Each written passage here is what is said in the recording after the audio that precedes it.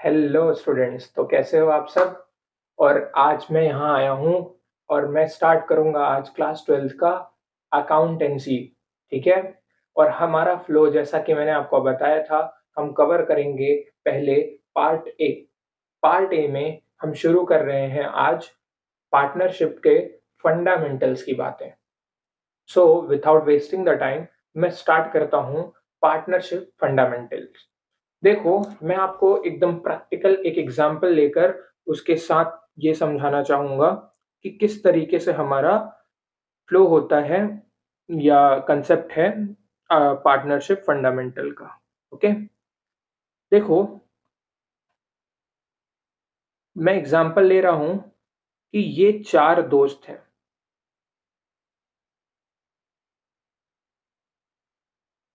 एक, ये 3 मान लो, ए बी सी और एक मैं। ठीक है। ये सर भी इधर बैठे हुए हैं। ठीक है, इनके ए बी सी के साथ। ठीक है। अब हुआ क्या, एक दिन हम 4 लोगों में बातें चल रही थी और हमने डिसाइड किया कि हम चारों लोग मिलकर एक बिजनेस करेंगे। हम 4 लोग क्यों मिले? क्योंकि हम 4 लोगों के पास 4 अलग अलग खूबियां थी और हमें लगा कि अलग अलग अगर हमने बिजनेस किया तो हमारी खूबी के अलावा ये 3 क्वालिटीज हम मिस कर देंगे। और मेरा ये कहीं भी ये रेलेवेंस नहीं है कि ये खूबियों की वजह से ही पार्टनरशिप होती है। मैं इसको प्रैक्टिकली समझाने के लिए ऐसा इलस्ट्रेशन कर रहा हूँ। अच्छा, ए, बी, सी, अब इनके पास क्या क्वालिटी थी? ए बहुत रिच था। ए बहुत रिच था। ठीक है, पैसे की कोई कमी नहीं। ठीक है। बी जो है, बी के पास ना कन्विंसिंग बहुत अच्छी एबिलिटी थी। ठीक। सी जो था हार्ड वर्किंग था। और सर सर के पास नॉलेज थी। इनके पास भी नॉलेज थी, बट सिंस सर रोज पढ़ा रहे हैं अकाउंट्स, बिजनेस, इकोनॉमिक्स, तो उनको फंडामेंटल्स बहुत अच्छे से क्लियर है। इसलिए सर को भी इन्होंने शामिल कर लिया अपने बिजनेस में। ठीक है। अच्छा, तो ये यहाँ पर 4 लोग आपस में मिले और एक बिजनेस स्टार्ट करते हैं। ठीक है। अब क्लास 11th की अगर मैं बात करूं, वहां तो एक ही इंसान होता था और वो क्या करता था, जो भी कमाई आती थी अपने पास सारा रख लेता था। ठीक है। आप लोगों ने फाइनल अकाउंट्स में ऑलरेडी पढ़ लिया है और आपको अच्छे से पता है, ट्रेडिंग पीएल पीएल से हमारा नेट प्रॉफिट निकलता था। उस नेट प्रॉफिट को आप ले जाकर अपने बैलेंस शीट में जोड़ देते थे कैपिटल में। क्यों? क्योंकि वो पूरा आप ही का पैसा था। बट यहां पर क्या होता है, ये 4 लोग जब मिलकर बिजनेस किए, और मैं एग्जांपल ले रहा हूं कि ये इन्होंने अपना पीएल अकाउंट बनाया और पीएल अकाउंट से इन्होंने ग्रॉस प्रॉफिट को यहां करके यहां पे सारे इनडायरेक्ट एक्सपेंस और यहां पे सारे इनडायरेक्ट इनकम पूरे लिखने के बाद इन्होंने निकाला नेट प्रॉफिट। और ये जो नेट प्रॉफिट है, ये नेट प्रॉफिट हुआ क्या कि एक जो इनमें से बंदा था ना, लेट्स सपोज, और किसी को मैं क्यों बोलूं, जो सर जी थे ना, जो सर जी थे, सर जी क्या कर रहे हैं, वो सारा पैसा बैलेंस शीट में क्या कर रहे हैं, इस तरीके से दिखा रहे हैं। देखो, अगर मैं बात करूं बैलेंस शीट में यहां बना रहा हूं, वो क्या कर रहे हैं, उनका जो कैपिटल है ना सर जी का, ये सर वाला जो कैपिटल है ना, वो क्या कर रहे हैं, इस कैपिटल के अंदर में ये नेट प्रॉफिट ले जाकर सब अपने में जोड़ के रख ले रहे हैं। तो बताओ, क्या सर जी को रेस्पेक्ट करते हुए पूरा उनको प्रॉफिट ले जाने दिया जाए? नहीं। क्योंकि चारों लोग मिलकर बिजनेस कर रहे हैं। तो अब एक बात आएगी कि भाई, ये प्रॉफिट तुम अकेले नहीं लोगे, ये प्रॉफिट हम सब लेंगे और मिल बांटकर इसको रखेंगे।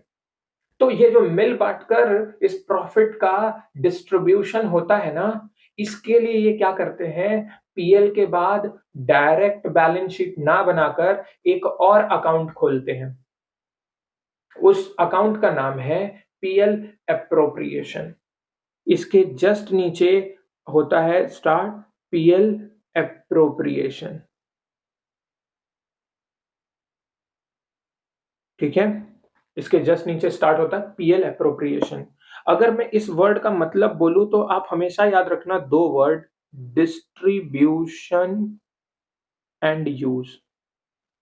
पीएल एप्रोप्रिएशन, एप्रोप्रिएट करने का मतलब बांटना, ठीक है? एप्रोप्रिएशन है डिस्ट्रीब्यूशन एंड यूज, ठीक है? वो बांटकर और अलग अलग जगह पर वो यूज होते हैं। किस चीज का यूज हो रहा है? प्रॉफिट का, ठीक है?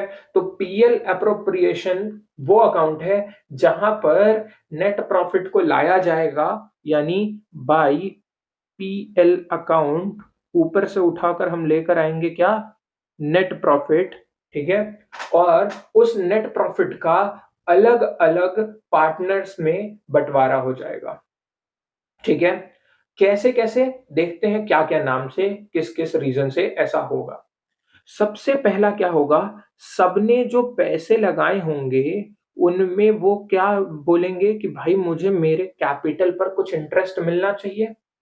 तो मैं बोला हाँ भाई मिलना चाहिए, और मैं यहाँ एग्जांपल ले रहा हूँ ए बी सी, इन तीनों ने ही कैपिटल लगाया था और सर जी को विथ ड्यू रिस्पेक्ट बोला कि सर कोई बात नहीं, आप पैसे मत लेकर आओ, आप बस आ जाओ, ठीक है? तो इन्होंने विथ ड्यू रिस्पेक्ट सर जी से कोई कैपिटल ही नहीं लिया था, तो क्या सर जी भी उस कैपिटल पे इंटरेस्ट मांगेंगे? भाई उन्होंने दिया ही नहीं है तो उस पे इंटरेस्ट मिलेगा भी नहीं। तो इंटरेस्ट जो पार्टनर जितने कैपिटल लगाएंगे उस पर मिलता है। तो ए बी सी ने क्या किया, अपने कैपिटल पर इंटरेस्ट निकाला और उसको ले लिया प्रॉफिट में से।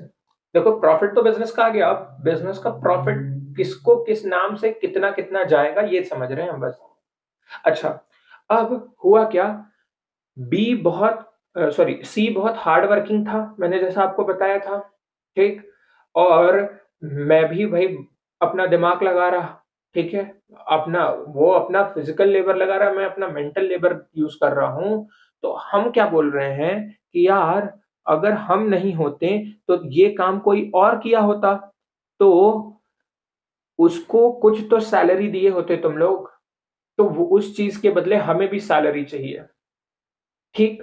तो हम दोनों ने सिंस काम किया, ठीक, तो हमने अपने काम के लिए क्या लिया? सैलरी। ये जो बी था उसके अंदर एक बड़ी अच्छी क्वालिटी थी कन्विंस करने की, तो वो कस्टमर्स को कन्विंस करके ले आता था और सेल्स हमारा बढ़ाता था। तो वो बोलेगा भाई मैं तो एक एजेंट का काम कर रहा हूँ, आपका सेल्स आपका टर्नओवर बढ़वा रहा हूँ, तो इसके बदले भी कुछ तो मुझे मिलना चाहिए। तो उसको हमने दिया कमीशन, ठीक है? कमीशन दिया किसको? बी को, क्योंकि बी ने हमारे लिए सेल्स जनरेट की, ठीक है? बी ने हमारे लिए सेल्स जनरेट की, तो हमने बी को क्या क्या दे दिया? कमीशन।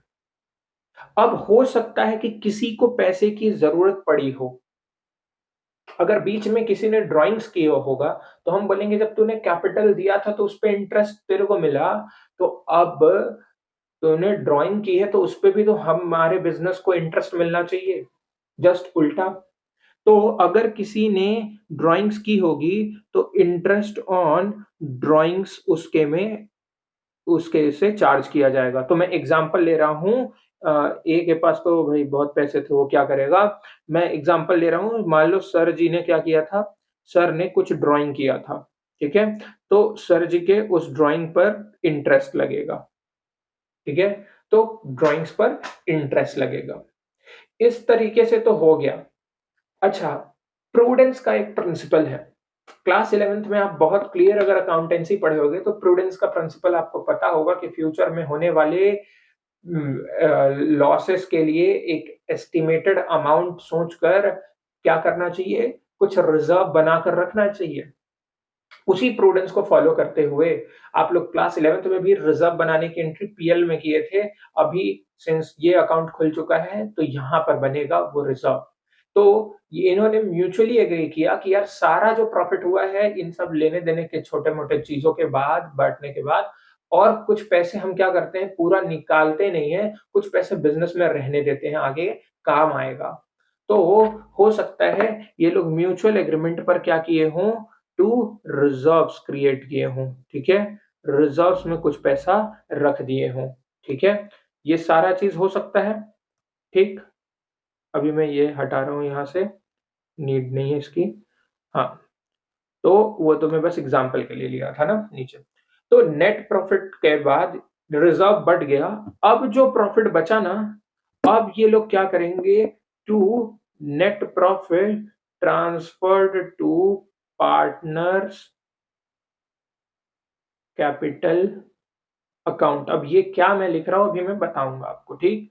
ए, बी, सी और सर ये सब मिलकर अपने अग्रीड रेशियो में, ठीक है, जो इनके बीच म्यूचुअली अग्री हुआ होगा कि किस रेशियो में बटेगा।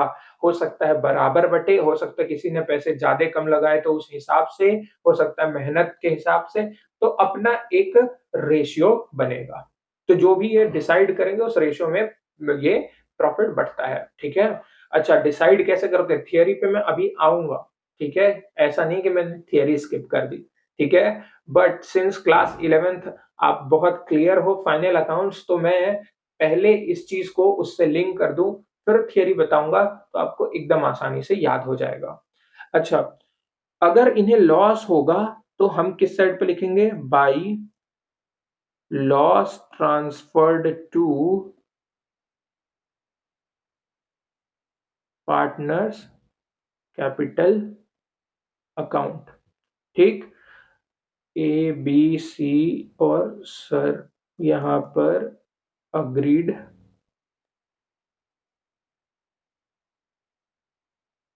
रेशियो में हो जाएंगे, ठीक है? तो क्या बोला? पीएल अप्रोप्रिएशन अकाउंट ने बताया कि किस तरीके से डिस्ट्रीब्यूट और किस चीज में किसका प्रॉफिट का कितना यूज होगा। तो अगर मैं बोलूं तो अलग अलग डिस्ट्रीब्यूशन के वेज देखें, और यूज बोलूं तो रिजर्व में रखा है उसको, ठीक है? तो पीएल अप्रोप्रिएशन अकाउंट किस तरीके से प्रॉफिट का एलोकेशन होगा, बंटवारा होगा, अप्रोप्रिएशन होगा, उसके लिए बनाया जाता है, ठीक है? होप सो प्रैक्टिकली पूरी चीज क्लियर हुई।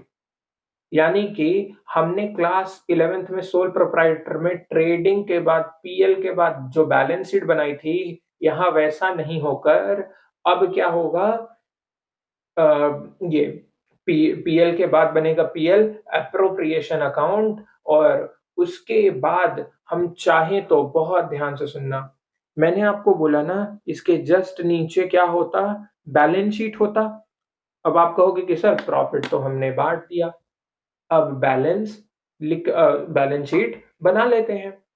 बेटा बना लो, मुझे कोई दिक्कत नहीं है, बट अभी देखना बैलेंस शीट बनाने की एक प्रॉब्लम आएगी, उस प्रॉब्लम का एक सॉल्यूशन मैं फिर बता दूंगा।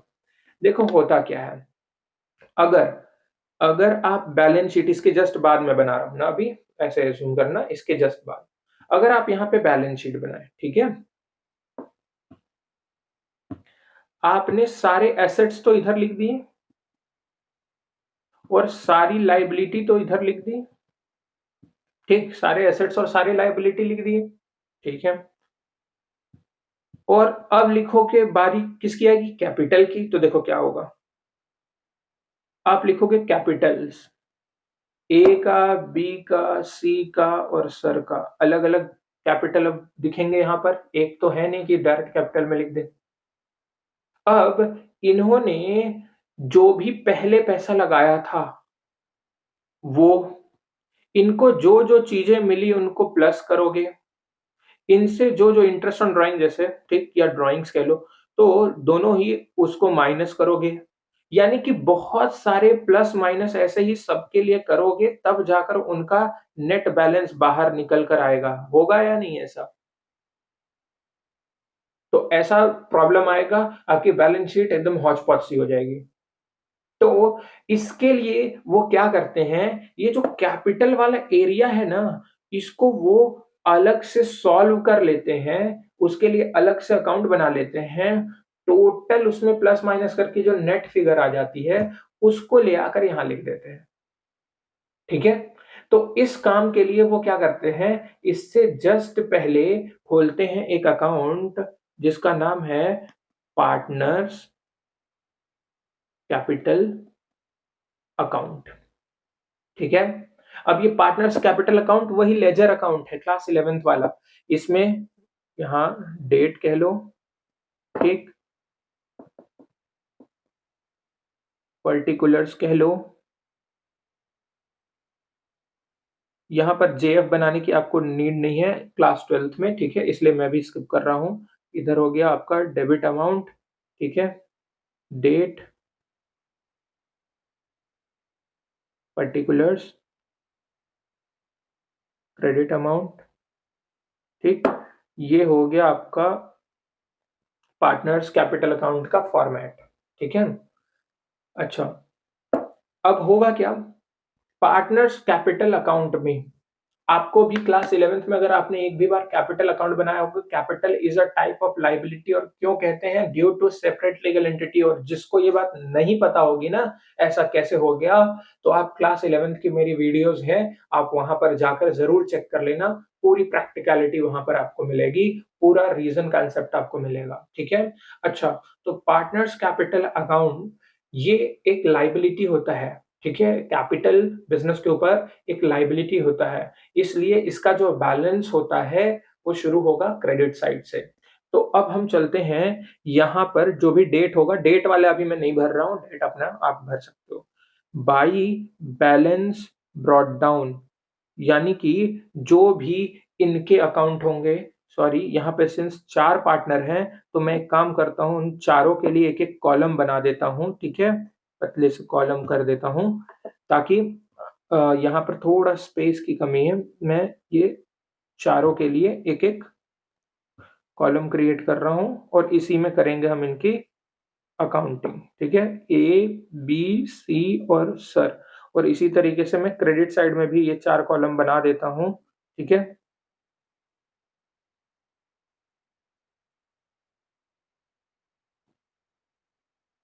पर्टिकुलर्स ए बी सी और यहाँ आ जाएंगे लास्ट में सर जी, ठीक है। तो ए बी सी और सर ये आ गए हमारे पार्टनर्स बन गए। अब पार्टनर्स ने जो भी पैसा लगाया था ना, ओपनिंग कैपिटल, ओपनिंग, वो ओपनिंग कैपिटल हम यहाँ पर लिख देंगे, ठीक है, ओपनिंग कैपिटल। अब देखो, उन्हें जो जो मिलना है, ध्यान से सुनना, उनको जो जो मिलना है वो इनके क्रेडिट साइड में आएगा। अब कहोगे कि क्रेडिट साइड में क्यों जाएगा, आप लॉजिक लगा लो, अगर प्रॉफिट हुआ है, बिजनेस को प्रॉफिट हुआ है, तो प्रॉफिट किसी और को देना है, यानी बिजनेस के ऊपर एक तरीके से अगर मैं बोलूं तो सोचा जाए तो लायबिलिटी जैसा ही तो काम कर रहा है। दूसरी बात, हर वो पैसा जो आपके पास आया है, कमाई हुआ है, it belongs to owner, not to you, ठीक। तो जितने भी चीजें पार्टनर को देनी होती हैं उसको हम जर्नल एंट्री के अगर वे से समझेंगे, जैसे कि हम लोग क्या करते थे, सैलरी वगैरह कुछ भी, तो हम उसको दिखाने के लिए तो पीएल अकाउंट में दिखाते थे कि ये सैलरी अकाउंट है हमारा, कि PL account to salary account, ठीक। वो ऐसे हम लोग सॉरी पीएल अकाउंट में हम लोग दिखा तो देते थे डेबिट साइड में, ओके। बट अब उसकी पेमेंट आपको करनी है ना, तो जब पेमेंट करोगे तो वो सैलरी किसको जा रही है, अल्टीमेटली पार्टनर को। तो किस तरीके से आप करोगे, salary account to partners capital account, ठीक है।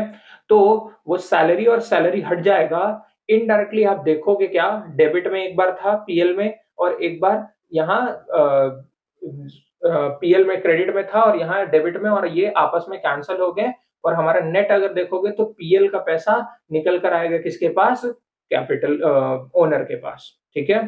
तो जितने भी चीज, जैसे ऊपर हमने देखा था interest on drawings, sorry capital, फिर और क्या चीज था, सैलरी, और क्या था, कमीशन। अच्छा, कई लोग कहेंगे रिजर्व, बेटा रिजर्व अगर यहाँ पर हम लिख दिए रिजर्व बढ़ जाएगा यहाँ, तो फिर बनाया ही क्यों था। तो फंडामेंटल चैप्टर में रिजर्व्स बढ़ते नहीं हैं, वो क्रिएट होते हैं, अभी तो बन रहा है, पहले ही बनाकर बांट दोगे, वो तो बाद के लिए रखोगे ना, तो रिजर्व यहाँ नहीं आएगा। अच्छा, और उनसे जो भी चीजें आपको, ठीक है, लेनी है, वापस लेनी है, तो उसको आप किस तरीके से करोगे भाई? टू, जैसे उन्होंने कोई ड्राइंग्स किए होंगे तो उसका पैसा वापस मांगोगे, कुछ उस पे इंटरेस्ट ड्यू होगा तो उसका पैसा मांगोगे, ठीक? तो ये सारा टोटल जो उनको मिलना है और जो उनसे लेना है, ये टोटल आपस में प्लस माइनस कर दोगे। जैसे इंटरेस्ट ऑन कैपिटल तो चारों को था, सैलरी सिर्फ हमने लास्ट दो को दी थी, इनमें कुछ नहीं आएगा, कमीशन हमने सिर्फ सी को दिया था, इनमें कुछ नहीं आएगा। ये टोटल जोड़ जोड़कर, और ये इनके में से ड्राइंग्स तो बस सर जी ने की थी ना, तो सर जी में से ये और इंटरेस्ट उसी पे लगेगा। ये टोटल हटाकर बैलेंस कैरिड डाउन निकाल दोगे, ठीक? बैलेंस कैरिड डाउन मतलब प्लस माइनस करके नेट फिगर निकाल लोगे।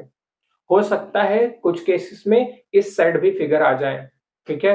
हो सकता है उन्होंने ड्राइंग्स ही इतनी ज्यादा कर ली थी सर जी ने, कि उनका एक तो कैपिटल कंट्रीब्यूशन था नहीं, ठीक है? ये देखो कैपिटल कंट्रीब्यूशन था नहीं, मैं यहाँ इसके नीचे बना देता हूँ आपके लिए, ताकि आपको एक तरीके से याद भी रहे।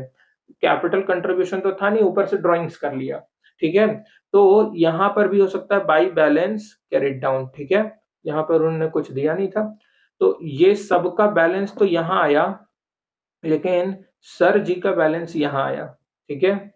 ये है हमारे नेट बैलेंस, ठीक है?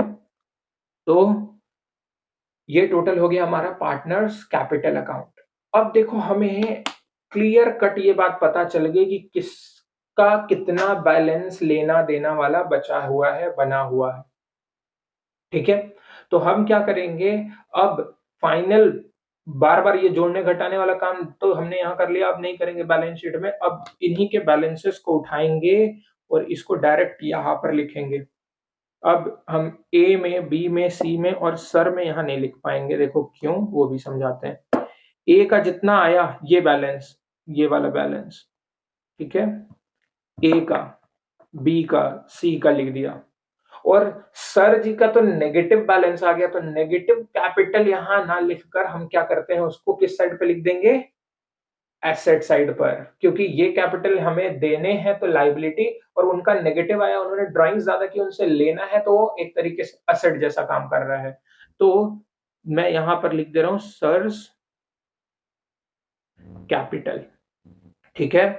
तो ये हो गया हमारा पार्टनर्स कैपिटल अकाउंट ओवरऑल, ठीक है? तो होप सो मेरे को ये बात अभी आपको मैं क्लियर कर पाया कि सोल प्रोप्राइटर में ट्रेडिंग पीएल और बैलेंस शीट बस होती थी, बट पार्टनरशिप के बिजनेस में अगर हम बात करें तो इसमें पीएल के बाद पीएल अप्रोप्रिएशन बनेगा, उसके बाद पार्टनर्स कैपिटल अकाउंट बनेगा, और तब जाकर बनाते हैं हम बैलेंस शीट, ठीक है? और पीएल अप्रोप्रिएशन क्यों बनाते हैं वो बताया मैंने आपको, और पार्टनर्स कैपिटल अकाउंट की नीड क्यों पड़ती है वो मैंने बताया आपको, ठीक है? तो इतना सारा चीज हो गया हमारा यहाँ, ठीक है? ओके। अच्छा, अब करते हैं थियरी की बातें, बहुत ध्यान से सुनना। ये मैं आपको जल्दी में सबसे पहले चैप्टर की शुरुआत ही मैंने इससे इसलिए की, क्योंकि ये जो कंसेप्ट है ये लाइफ टाइम इसी तरीके से रन करने वाला है आगे के सारे चैप्टर्स में। और दूसरी बात, मैं ये अज्यूम करके चल रहा हूँ कि आपने क्लास 11 के फंडामेंटल्स बहुत अच्छे से किए हैं, ठीक है? अच्छा, रही बात थियरी की, तो बहुत ध्यान से सुनना। अब मैं थियोरेटिकल कुछ चीजें लिखने जा रहा हूं। सबसे पहला चीज, अगर आपको कोई बोले कि भाई पार्टनरशिप का ये जो बिजनेस है, ये किस लॉ के अंडर में क्रिएट किया जाता है, तो पार्टनरशिप जब भी आपको क्रिएट करना होगा, it will be created under the partnership act 1932, ठीक है? पार्टनरशिप एक्ट 1932 चलता है, अप्लाई होता है किसके ऊपर? हर पार्टनरशिप ऑर्गेनाइजेशन के ऊपर, ठीक है? ओके। नेक्स्ट बात, इसके अंडर में ये बना, और इस एक्ट के अंदर एक डेफिनेशन है, ठीक है? एक डेफिनेशन है, और वो डेफिनेशन क्या कहती है उसको समझते हैं एक एक क्रिस्टल क्लियर वर्ड से। ये बोलता है क्या, it is an association of two or more persons who have come together to do a business which a business and share profits, or I can say like to do a business which is run by all or anyone acting for all। ठीक है, एक association है। ठीक है, exactly मैं पूरा definition को नहीं लिखा, मैं इसका सेंस बनाने के हिसाब से लिखा हूं कि एक एसोसिएशन है ये, जहां पर दो और दो से ज्यादा लोग, यानी बिजनेस पार्टनरशिप बिजनेस करने के लिए मिनिमम दो लोग की जरूरत तो है ही। ठीक है, मिनिमम दो लोग होंगे। ये पार्टनरशिप एक्ट 1932 में लिखा है कि मिनिमम कितने लोग होंगे, दो। बट मोर भी लिखा है ना, ये तो मिनिमम हो गया ना, इसका मैक्सिमम कितना होता है, तो जो जनरल लिमिट है वो है 50। बट ये कहीं भी मैक्सिमम लिमिट पार्टनरशिप एक्ट में नहीं लिखा है। ये कहाँ लिखा है, ये लिखा है कंपनीज एक्ट 2013 में। ठीक है, कंपनीज एक्ट 2013 के सेक्शन 464 के अंदर में ये बात समझाई गई है। और वहां क्यों लिखा गया, यहां क्यों नहीं लिखा गया, ये भी मैं आपको कुछ देर से जरूर बताऊंगा। ठीक है, तो it is association of two and more. More में मैं यहां लिख देता हूं ऊपर कितने तक, 50। ठीक है, ये एक्सटेंड होके 100 तक भी होती है, अभी उसके ऊपर नहीं कर रहे, हम जनरल पे बात कर रहे हैं। तो दो या दो से ज्यादा लोग हैं जो एक साथ आए हैं, क्या करने के लिए, पार्टी करने के लिए नहीं, बिजनेस करने के लिए, कोई एक इकोनॉमिक एक्टिविटी परफॉर्म करेंगे ये लोग। ठीक है, एक बिजनेस रन करेंगे ये लोग। ठीक है, ओके। और ये बिजनेस जो रन करेंगे ना, तो ये बिजनेस में एक लाइन है, ये business will be run by all. ठीक है, will be run by all और any one acting for all. इस लाइन को स्पेसिफिकली मैं यहां लिखने का रीजन बताता हूं, रन बाय ऑल और any one acting for all. इसका सिग्निफिकेंस होता है, क्लास 11th में आपने एक वर्ड सुना होगा, म्यूचुअल एजेंसी। म्यूचुअल एजेंसी क्या बोलता है कि अगर एक पार्टनर एब्सेंट है तो उसके जगह पर दूसरा भी उसके बिहाफ पर काम कर सकता है। एक बात तो ये है। दूसरी बात, हर एक पार्टनर दूसरे पार्टनर का एजेंट रहेगा, as well as partnership firm के लिए वो प्रिंसिपल भी रहेगा। यानी कि हर एक पार्टनर प्रिंसिपल और एजेंट दोनों का रोल प्ले करेगा। ठीक है, प्रिंसिपल यानी एक तरीके से ओनर, और एजेंट यानी जो उस प्रिंसिपल के बिहाफ पर काम करे। तो ये म्यूचुअल एजेंसी की लाइन यहां पर है। ठीक है, ये बिजनेस रन बाय ऑल, कोई सारे मिलकर भी चला सकते हैं, या any one acting for all, किसी मतलब कोई एक काम कर रहा है सबके लिए कर रहा है। ठीक है, on behalf of all others. ठीक है, तो उसको कहते हैं, इस लाइन को, म्यूचुअल एजेंसी का फीचर। ठीक है, तो ये हो गया हमारा डेफिनेशन। पार्टनरशिप एक्ट 1932 के according it's not the exact definition, it's just a meaning मैं क्रिएट करना चाह रहा था जिससे आपको मैं समझा पाऊं। ठीक है, अच्छा, तो ये हो गया पार्टनरशिप एक्ट 1932, उसकी डेफिनेशन हो गई। डेफिनेशन में मिनिमम दो लोग और मैक्सिमम 50 लोग, और ये जो 50 की लिमिट है मैं यहां लिख देता हूं, मिनिमम टू जो है वो कहां है, पार्टनरशिप एक्ट 1932। एंड मैक्सिमम जो 50 लिखा हुआ है ये कहां है भाई, कंपनीज एक्ट 2013 में। ठीक है, तो ये कई बार एमसीक्यू में आपसे पूछा जा सकता है। अच्छा, अब और आगे आते हैं। एक और खास बात कि ये तो बिजनेस एक्टिविटी करेंगे, मिनिमम 2 लोग और मैक्सिमम 50 लोग मिलकर करेंगे और इनका एजेंडा होगा प्रॉफिट कमाना, बट वो प्रॉफिट को ये शेयर करेंगे, सबसे बड़ा फीचर, ठीक है?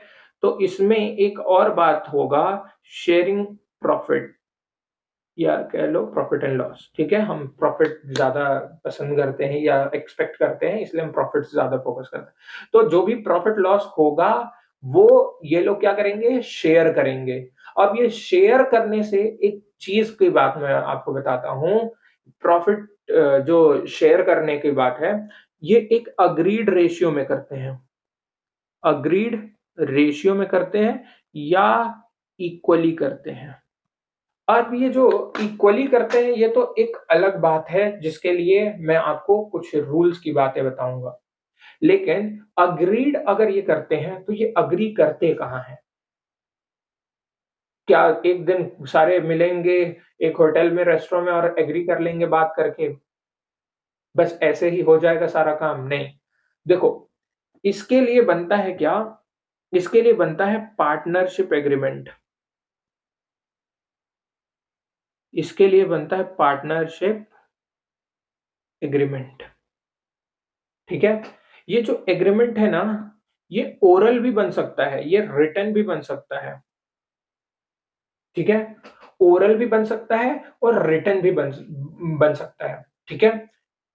दोनों ही दोनों ही वैलिड हैं, दोनों ही अलाउड हैं, वैलिड हैं पार्टनरशिप एक्ट में।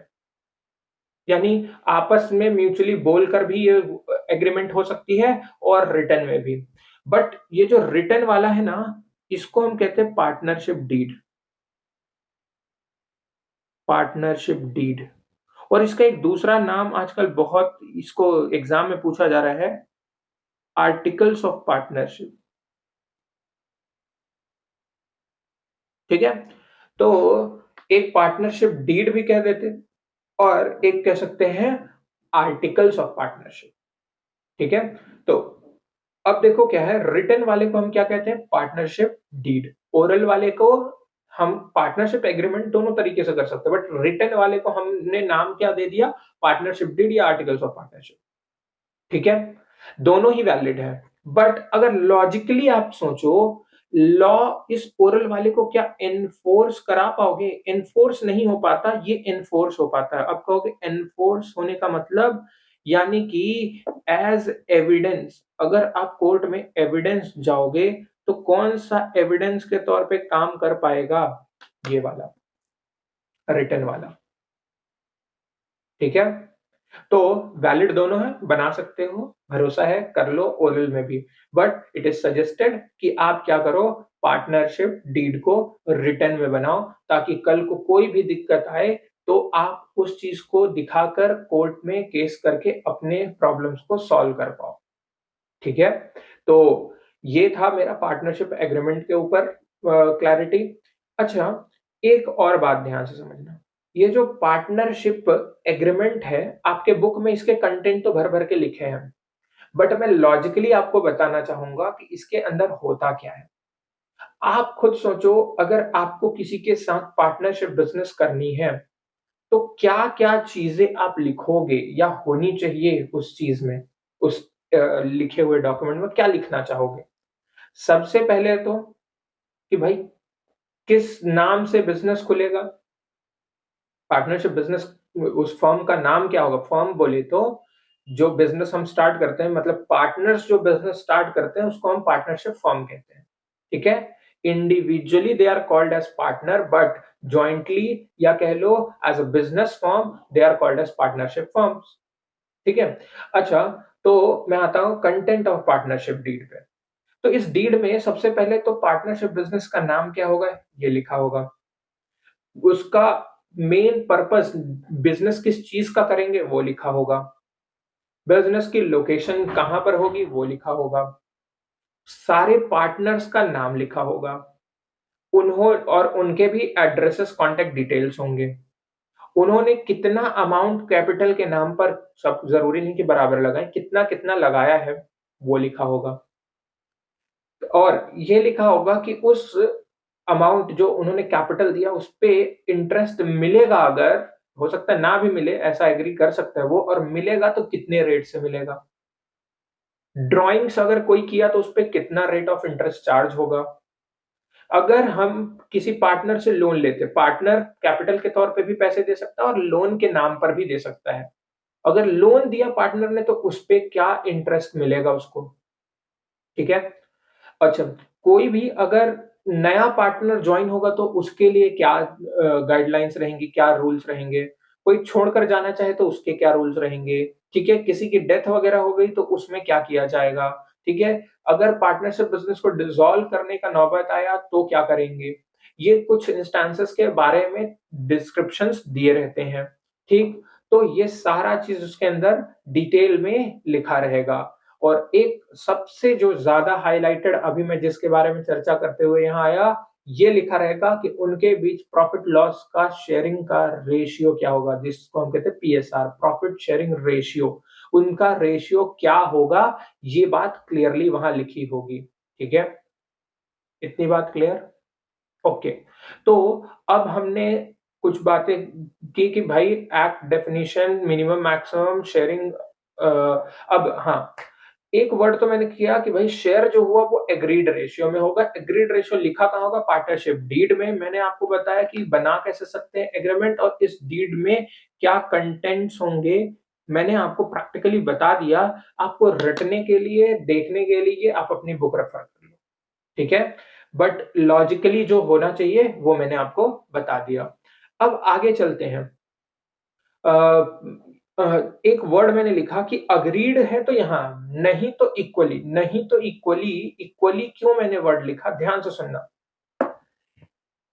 पार्टनरशिप एक्ट के रूल्स में लिखा है, रूल्स में ये बात लिखा हुआ है, शायद if I am not wrong rule 4 है, तो अभी वो आपका नीड नहीं है। अब रूल में ये बात लिखी गई है कि what if no deed is present. आपने ओरल बनाया था या डीड बनाया था, डीड खो गई, जल गई, चोरी हो गई, या किसी भी रीजन से कोर्ट में पेश नहीं कर सकते उस डीड को। मुद्दा ये है, अगर ऐसा सिचुएशन आया कि लॉ कोई दिक्कत हुआ, अब ध्यान सुनना, ए बी सी और सर जी सबने बिजनेस चालू कर दिया था, सब अच्छा खासा चल रहा था। एक दिन हो गया ए बी सी में लड़ाई, सर ने बहुत कोशिश की कि बच्चे लोग समझ जाओ, छोड़ो, लड़ाई नहीं करते हैं, बट सर की बात कोई सुन ही नहीं रहा। वो लड़ाई करने के बाद उनमें से एक, मान लो ए बहुत रिच था, वो बोला अबे यार तुम्हें तुम्हारी की जरूरत नहीं है, मैं इतना खुद ही, मेरे पास पैसे हैं कि मैं अपना बिजनेस शुरू कर लूंगा। तो वो छोड़कर जाना चाहता है बिजनेस। लेकिन अब लड़ाई हो रही है कि भाई बंटवारा होगा और चीजें सेटल होगी, रेशियो कौन सा यूज होगा। सब जाएंगे कोर्ट में, कोर्ट वाला जज क्या पूछेगा कि बेटा बताओ आपका डीड दिखाओ। बोलेंगे कि सर डीड तो है ही नहीं, या तो बनाई नहीं थे और बनाई थी अब है नहीं, एग्जिस्टेंस में नहीं है, हम पेश नहीं कर सकते। तो जज जी क्या करेंगे, ध्यान सुनना, ये जज नहीं, जज सिर्फ बोल रहा है, लेकिन ये जज इंटरप्रेट नहीं कर रहा है, ये जज सिर्फ बता रहा है आपको जो पार्टनरशिप एक्ट में लिखा है। वो बोलेंगे कि देखो अकॉर्डिंग टू पार्टनरशिप एक्ट 1932 उसके रूल्स के अंदर ये बात लिखा गया है कि अगर किसी भी रीजन से आपकी पार्टनरशिप डीड एब्सेंट है, ठीक है, यानी प्रेजेंट नहीं है, आप लॉ के में कोर्ट में ला नहीं सकते, तो ये कुछ रूल्स हैं जो आपको मानने पड़ेंगे, प्रेस्क्राइब्ड रूल्स हैं। पहला बात उन्होंने बोला कि तुमने भले कुछ भी डिसाइड पहले किया था, मुझे कोई लेना देना नहीं। No salary, no commission, no any other remuneration will be paid to any of the partners। ठीक है, बोले कि भाई देख, डीड में तुम लोगों ने या बोलकर किया था एग्रीमेंट, तो जो भी डिसाइड किया था मिलेगा, किसको कितना मिलेगा मुझे लेना देना नहीं, अब नहीं मिलेगा, ठीक है। दूसरी बात, no interest on capital will be allowed to any partner। ज्यादा लगाया हो, कम लगाया हो, ना लगाया हो, कोई मतलब नहीं है, किसी को कोई इंटरेस्ट नहीं मिलेगा उनके कैपिटल में। फिर no interest on drawings shall be charged from any of the partners। तो ये बोल रहा है कि किसी पर ये कैपिटल पे इंटरेस्ट तो किसी को मिलेगा नहीं, और किसी ने ड्राइंग्स की है ना तो उस पे भी किसी से इंटरेस्ट नहीं लिया जाएगा, ड्राइंग्स का अमाउंट वापस लिया जाएगा, ड्राइंग्स के अमाउंट पर इंटरेस्ट नहीं चार्ज होगा, किसी से नहीं मांगेंगे। नेक्स्ट बात है, interest at the rate of 6% per annum will be allowed on partners loan। Partners loan, partner के लोन पर 6% पर एनम का इंटरेस्ट मिलेगा, चाहे आप 12 बोले थे चाहे 15 बोले थे, अब कोई लेना देना नहीं, मिलेगा कितने 6% पर। कौन से? पार्टनर के लोन पर। बाहरी किसी से लोन लिया तो उस पे जो आपने बोला था बाहरी थोड़ी छोड़ेगा, ऐसे तो बाहरी से आप 20% के इंटरेस्ट पर बोल दिए और जानबूझकर घुमा दोगे और बोलोगे अब 6% मिलेगा। बाहरी लोगों की बात नहीं हो रही, अगर पार्टनर ने कोई भी लोन दिया है तो उसके लोन पर 6% का रेट ऑफ इंटरेस्ट मिलेगा पर एनम। ठीक, चाहे डिसाइडेड कुछ भी था पहले। ठीक, और last and main thing, profit and loss will be shared equally. ठीक है, among all the partner, among all the partners. तो ये बात जरूरी है कि profit and loss will be shared equally, equally यानी 1:1:1:1 के रेशियो में। ठीक है, सबको बराबर बराबर मिलेगा, चाहे कोई भी रेशियो पहले बात हुई थी, कोई मतलब नहीं। किसी ने ज्यादा लगाया था पैसा, किसी ने कम लगाया था, किसी ने नहीं लगाया था, फर्क नहीं पड़ता, सबको प्रॉफिट या लॉस जो होगा वो बराबर बटेगा। ठीक, इस वजह से मैंने वर्ड यूज किया इक्वली। होप सो मैं क्लियर कर पाया एक एक वर्ड, एक एक कंसेप्ट को। ठीक है, तो आज के लिए हम इतना ही करेंगे पार्टनरशिप का। ठीक है, हमने हर एक चीज पार्टनरशिप की प्रैक्टिकलिटी, थियोरेटिकल एस्पेक्ट, सारे चीजों को कवर किया है।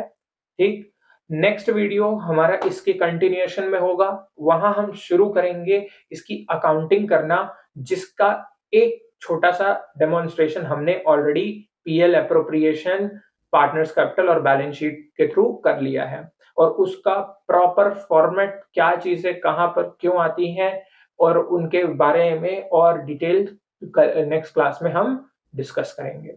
सो मैंने अपना काम कर दिया, now it's your turn. Do like, share and subscribe, and for any queries you may just mail me or mention your queries in the comment section।